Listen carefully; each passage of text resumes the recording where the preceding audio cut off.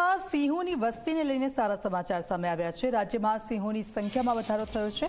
રાજ્યમાં સિંહોની સંખ્યા વધીને 891 થઈ છે। રાજ્યમાં નરસિંહ 196 અને માદા સિંહ 330 છે। તો પાટડા સિંહની સંખ્યા 140 અને સિંહબાળની સંખ્યા 225 થઈ છે। 11 જિલ્લામાં હાથ ધરાયાતી સિંહોની વસ્તી ગણતરી 58 તાલુકાના 35,000 કિલોમીટર વિસ્તારમાં સિંહની વસ્તી છે।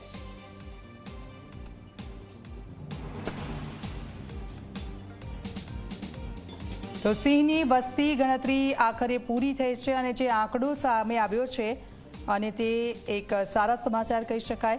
આપ જુઓ, વર્ષ 1990માં 284 સિંહની સંખ્યા હતી, તો વર્ષ 1995માં 304 થઈ હતી।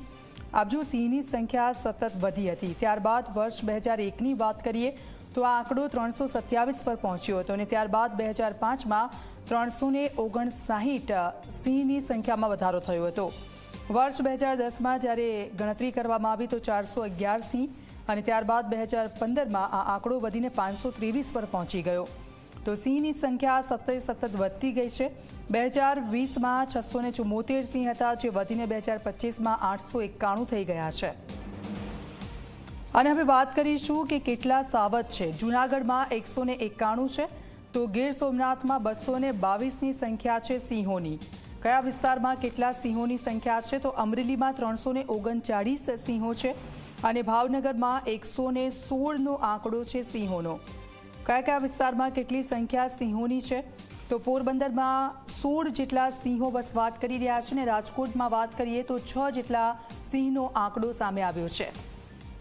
તો કેટલા સાવજો ક્યાં વસવાટ કરી રહ્યા છે? દેવભૂમિ દ્વારકામાં માત્ર ને માત્ર એક જ સિંહ।